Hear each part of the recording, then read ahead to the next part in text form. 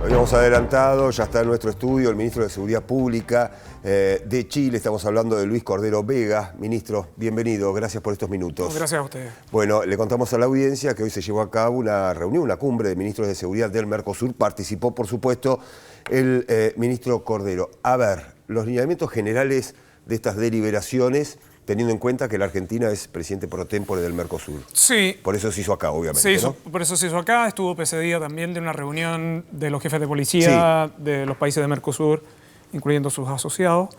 Y yo diría que hay tres temas centrales de la conversación y del interés común. La primera tiene que ver con crimen organizado transnacional, en la medida que la cooperación entre países permite abordar ese tipo de organizaciones de un modo mucho más eficaz. Sí. La segunda tiene que ver con zonas fronterizas seguras. Claro. No solo por la experiencia que tiene en el caso de la triple frontera, Argentina, Brasil y Paraguay, sino que también es de público conocimiento la iniciativa de distintos países de la región para el corredor bioceánico, que es una gran oportunidad para conectar el Atlántico con el Pacífico y por lo tanto conectar esos mercados con Asia. Sin embargo, genera riesgos desde el punto de vista de seguridad que es conveniente mitigar. Y la tercera, que son aspectos vinculados a la cooperación e información entre los distintos países para abordar problemas de seguridad que incluyen, entre otros, que tenemos una confederación común asociada al fútbol y por lo tanto que ningún país quiere exportar violencia a otros a propósito del fútbol. Así que fue una reunión precedida del trabajo de los jefes de policía con bastante consenso en esos aspectos y luego yo tuve una reunión bilateral con la ministra Bullrich. Bien. Ministro, podemos decir que usted agarró una cartera caliente, ¿no? Por el hecho de que últimamente en Chile se habla mucho de la seguridad. Preguntarle un poco para que pueda explicarnos, porque entiendo que la tasa de homicidios bajó en el último año y se relaciona mucho al crimen organizado o que cambió el tipo de crimen que se comete en Chile. ¿Nos puede explicar cuál es la situación en materia de seguridad en este momento en el país? Sí. Chile tiene, en materia de seguridad, desde el retorno a la democracia, es de las principales preocupaciones de los chilenos. O sea, cuando uno analiza la cifra histórica de las encuestas más importantes, son muy consistentes en eso. La segunda es que Chile tiene una discrepancia entre el índice de victimización, que va a la baja, con el índice de temor, que es al alza. Es decir, los chilenos y las chilenas perciben en sus entornos mayor inseguridad. De hecho, los datos son preocupantes desde este segundo punto de vista, porque Chile tiene los índices de temor más altos del mundo. Que, por cierto, la evidencia lo que probablemente demuestra es que va más allá de la contingencia de qué tipo de delitos violentos o no, sino que también tiene que ver con otros aspectos de la vida cotidiana de las personas. Por ejemplo, para nosotros es muy relevante el impacto que tiene en la vida cotidiana de las personas las incivilidades por sus efectos disruptivos. Y lo tercero es que la agenda de seguridad, claro, siendo la primera preocupación, también la estructura de los delitos ha ido cambiando y la forma en que se ejecutan también. Entonces, después de la pandemia, en Chile y en distintos países del mundo, los índices de delitos aumentaron, pero para el caso de Chile en particular, que es la experiencia con la cual nosotros podemos contrastar, la violencia aumentó. Entonces, no es solo el número de delitos, que de hecho cuando uno mira el registro histórico probablemente no va a encontrar muchas diferencias, salvo en homicidio, pero lo que sí es el uso de la violencia, ¿no? Y el uso de la violencia no solo es física, sino que el uso también de armas de fuego. Ese efecto tiene un impacto en la población.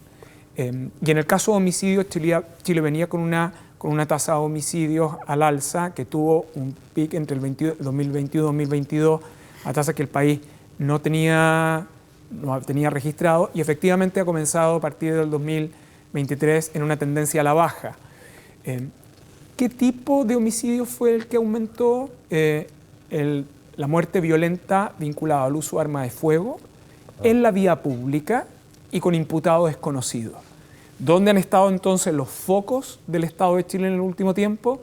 En una persecución penal eficaz para el conocimiento de los imputados. En segundo lugar, en fortalecer las capacidades investigativas de las policías y del Ministerio Público. Y en tercer lugar, está vinculado a la fiscalización efectiva de armas, en el fondo.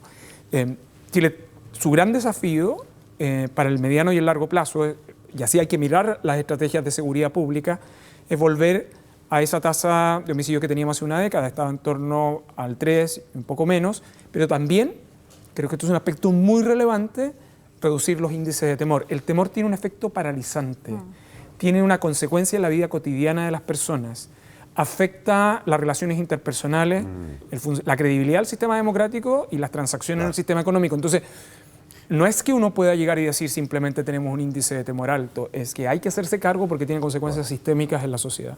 Bien, ministro, lo cambiamos de tema. Perfecto. Es un año realmente importante para Chile, hay elecciones importantes. Con la expectativa que se llega a estos comicios, ¿cuáles son? Hay primarias ahora. Hay primarias. Falta muy poco. Ha sido a finales del mes de junio. Solo los candidatos vinculados al oficialismo han inscrito primarias. La oposición tiene sus candidatos que han decidido no inscribir y hasta ahora han decidido llevar sus 3 candidatos a la primera vuelta. Probablemente, sin primaria. Sin Exacto. primarias. Lo segundo es que Chile tiene una particularidad en sus últimos años, y particularmente la administración del presidente Boric. Ustedes bien conocen la crisis social ocurrida en octubre del 2019, y Chile tuvo una opción para abordar su crisis social, que fue un camino institucional a través de tener las esperanzas en encauzar esas preocupaciones a través de un proceso constituyente. Ese primer proceso constituyente tuvo una alta convocatoria, muchas esperanzas, finalmente su propuesta fue rechazada. Chile optó por un segundo proceso constituyente, es decir, hizo de nuevo una apuesta institucional para eso, que también terminó en un rechazo.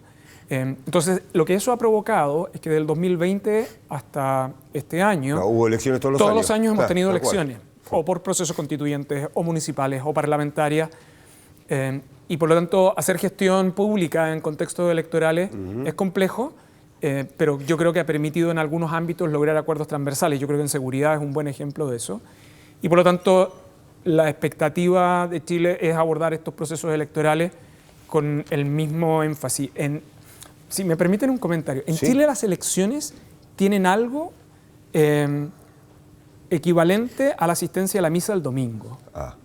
Es decir, es un momento donde es muy convocante y donde se genera un espíritu cívico bien relevante. A los chilenos nos gustan las elecciones y ese día en particular. Entonces, es, por cierto, una evaluación política relevante sobre lo que puede suceder sobre sus resultados, pero también lógico. Es un proceso que tiene mucha representación cívica para nosotros. Bien. Ministro, algo de lo que se hablaba, el hecho de que no hayan avanzado en una nueva constitución, sí lo limitó efectivamente a Boric a avanzar en otros aspectos. ¿Cuál les dirías que son las cuestiones que quedan pendientes después del gobierno de Boric y que sean parte de la agenda en este momento de la campaña electoral de Chile? Digo, antes era, me acuerdo estaba muy presente el tema de, bueno, necesitamos cambiar la constitución. Esto pareciera que ya no forma parte de la agenda.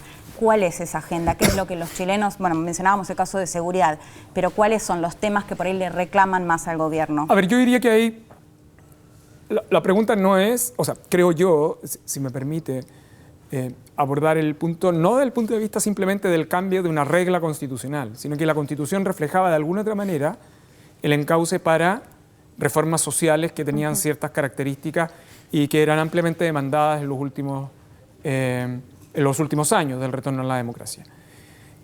Sin perjuicio de eso, en algunos temas el país ha logrado consensos bien significativos. La reforma a pensiones, que recientemente ha sido aprobada, y otra serie de reformas vinculadas al ámbito laboral que yo creo que han estado estructuralmente dentro de la propuesta planteada originalmente por el presidente. Por cierto, uno gobierna el país que tiene, ¿no? Con los problemas que existen, no los que uno selecciona en el fondo, ¿no? Y por lo tanto lo que uno tiene que abordar es con pragmatismo. Uno de esos temas es seguridad. ¿Y por qué en el país se ha logrado tanto consenso en materia de seguridad, aunque algunos probablemente consideraran que no estaba en la agenda original del gobierno? Porque la seguridad es estructural para el ejercicio de derechos, esencialmente. No es solo orden público, no es solo persecución penal. Detrás de eso está la posibilidad de que las personas autónomamente puedan desarrollar sus proyectos de vida, puedan programar su futuro, y eso ha explicado que tengamos una agenda de seguridad con esos niveles de consenso y mirar la seguridad más allá de lo estrictamente vinculado a orden público y persecución penal. En consecuencia, la agenda social va a seguir siendo una agenda muy relevante. Yo creo que los países no tienen que perder de perspectiva las consecuencias sociales que todavía los países viven post-pandemia. Y si me permiten un último comentario, lo que han marcado las elecciones en distintas partes del mundo, y ustedes en particular lo saben mejor que yo porque lo documentan diariamente, son 3 aspectos: es seguridad, es migración y es costo de la vida. Y creo que esos 3 temas también van a estar presentes en la elección de este año en nuestro país. ¿Costo de la vida en Chile?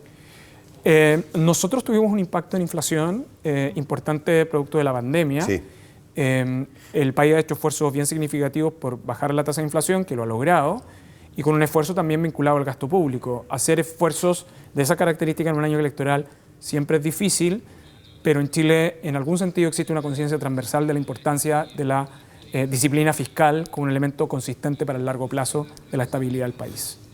Y la cuestión migratoria, perdón que lo mencionaban, pero me pasó Claro. la última vez que fui a Chile, además de que me llamó la atención de remarcarme el tema de seguridad, mucho lo vinculaban con la migración. Claro, lo que pasa es que recuerde que en general cuando usted tiene migraciones forzosas, esas migraciones forzosas, cuando algún país tiene una crisis, como en el caso de América Latina, ha sido Venezuela, los países que se impactan son habitualmente los del barrio, ¿no? Eso son más o menos lo que la evidencia dice, es que el porcentaje más significativo de migración forzada se produce en los países próximos.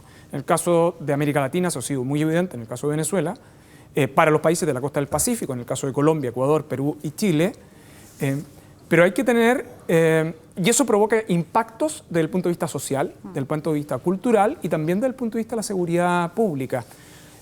Por volumen, porque son números de personas que usted no esperaba, por servicios públicos, porque los servicios públicos están dimensionados para una demanda que también no esperaba, y en tercer lugar, porque hay otros efectos vinculados a seguridad pública que generan como una relación directa entre migración y delincuencia, y yo creo que eso es un exceso de simplificación. Los problemas migratorios, sobre todo cuando tiene migración forzada, generan problemas de seguridad pública, pero uno no puede sacar inmediatamente la conclusión de que de migración se deriva inmediatamente de delincuencia. Hay otros tipos de problemas, por cierto. Chile ha optado por una estrategia de controlar su frontera, tiene su capacidad completamente sobrepasada de recepción migratoria, tiene acuerdos con Perú y con Bolivia en la actualidad para reconducción, sigue invirtiendo en la protección de la frontera con el trabajo conjunto de policía y Fuerzas Armadas, pero también con tecnología.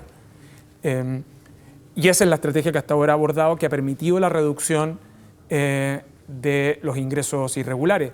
Pero mientras tengamos una situación de crisis humanitarias en la región, el desafío de la situación migratoria va a ser para todo el continente. Ministro Luis Cordero Vega, un placer. Gracias por haber venido. Muchas gracias a ustedes.